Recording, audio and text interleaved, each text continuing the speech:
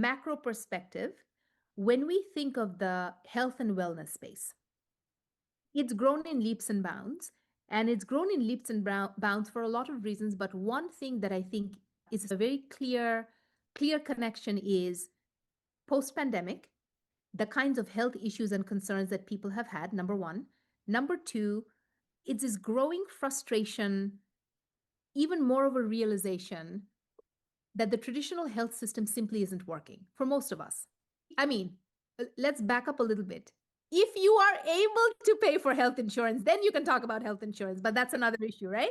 And so if I bring what I just said to you into the world of franchising, what we have seen are some pretty incredibly innovative, transformative franchise models in that health and wellness space. Look up a brand called Health Source. Health Source essentially offers chiropractic services. Typically, chiropractic services are not covered by traditional insurance.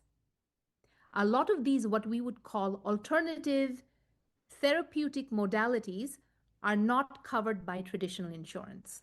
Acupuncture is a huge example, right? Yoga, massage therapy, right? Things that over time, so many of us are doing and we are experiencing the health benefits of it.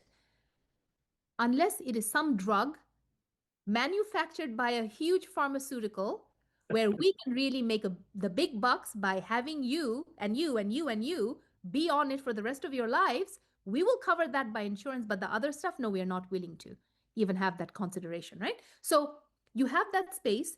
So you have these franchise systems that have come into the space that are absolutely changing lives. So Health Source is one. I'll give you another one. It's two founders. I believe one of the co-founders, he's a veteran.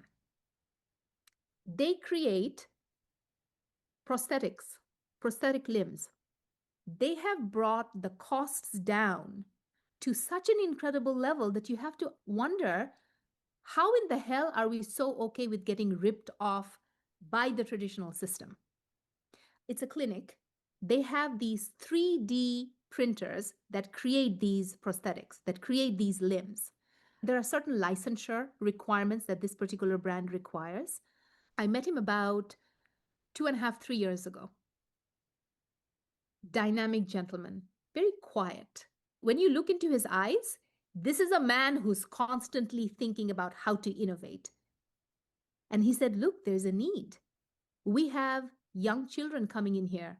We have young people coming in here. We have elders and seniors coming in here. And they get our services.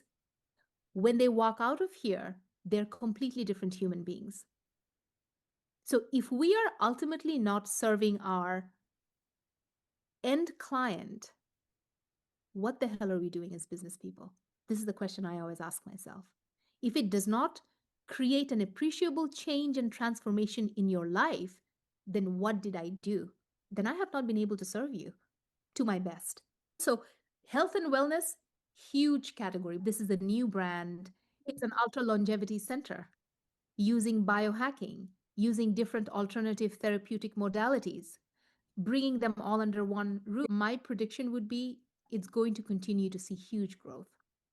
As people, in a sense, there's a wave that's turning away from the traditional system, the traditional healthcare system, and we're going to see a lot of people migrate to that. I'm dumbfounded at the amount of stories I've come across of acupuncture helping post-traumatic stress disorder.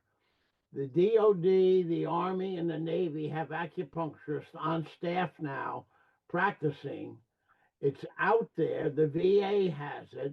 But because pharmaceuticals are not involved, it doesn't get a whole lot of attention. Is there a growing number of franchises? Is it a growing percentage that are in this health category?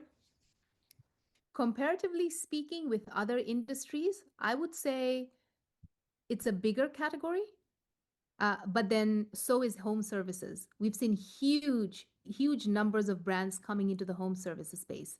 I would say the same also for senior care brands. So these are franchises that offer either in-home, non-medical care or facility assisted living services, right? So think of it as two ends of the same spectrum. The best way to answer that question would be to ask the question, what kind of demographic trends are we seeing? Because that absolutely shapes the kinds of businesses that are coming into the landscape. So think of, when you think of the aging category, right? So demographic tailwinds. When you think of home services, think of the aging house stock we have nationally. More houses that require more services in the house because people are maybe not moving as much. We see youth enrichment and tutoring, right? Another huge growing category. So if you start thinking about in terms of the trends that you're seeing societally, that's a really good indication for the kinds of brands that are simply continuing to grow and expand. I find veterans gravitate more towards service-based businesses than product-based businesses. It's a clear trend. I think generally when you have people who are servant leaders in whatever they have done, there's a sense of how can I use whatever the service is to be able to provide value to my client versus some widget or product that they would be selling. So I see a greater trend towards service-based businesses than I do product. When you say home services, can you give us a couple examples? Home services would be if you're a homeowner or you live in a home, think of the myriad services that you need. Plumbing, yeah. electricity, flooring, roofing, anything and everything, repair, restoration. Those all fall within that huge home Oh, service. what are some of the things that don't contribute to long-term success? Hints of leadership that don't listen. To your point about leadership, Bob, using Chick-fil-A's example, they made the decision at a corporate level, they were never going to franchise their operations.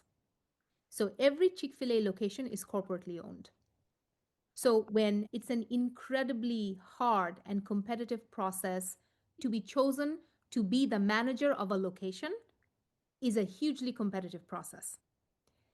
When you do become the manager of the location, you essentially just got the job. You do not own the location. You have no equity in that location when you do decide to leave. You essentially have a job. So when you leave like you leave any other job. And yet, the culture that they have created, the ethos that they have created internally, the alignment that is there between the leadership at corporate level and the leadership that are running all of these locations around the country, they're tied, they're aligned. One of the things, guys, if you've noticed, if you've been to Chick-fil-A, franchises like McDonald's, Burger King, these are big suspects, Subway, it is almost dizzying how quickly the menu changes. Chick-fil-A, it's a very simple, clean menu of the same tried and true. That's it. They only offer you whatever the 10 things are, that is it. Deliberately, they've made a decision to reduce the cost of complexity. They will make that one thing and they will make it so well that you will never go anywhere else to buy that thing. One of the sort of dark underbellies of the private equity acquisitions that we have seen in the last couple of years is brands that are losing their DNA. So these were founder-led brands. The founder grew the brand to however many locations, at which point they made the decision they were going to sell to PE. They did that, and they did that for very noble intentions. They didn't have the money. They wanted to be able to provide more value and service to their franchisees. They didn't have the money to really bring the brand into this era as far as marketing, whole host of reasons. And so they said, yeah, we would like to bring PE in. But then PE also has a very different agenda. They're there to make as much money as they can, as quickly as they can. And so you have sort of back to your point, Bob, there starts to be a divergence between the founder who started the brand and the owner, the PE company that now owns the brand, and the two start to diverge pretty fast. Many examples I have seen of brands that very frankly got very greedy and wanted to grow super duper quickly at the expense of franchisees. I would say probably 3 years ago would have been a fantastic time for all of you to have become franchisees of Crumble Cookies. Like it was a money maker. You were making money hand over fist. At this point in time, not so much. Now we're starting to see closures around the country. They grew so very fast, so very quickly, it didn't work. Internally, they did not have the capabilities to support the kind of growth that they were seeing.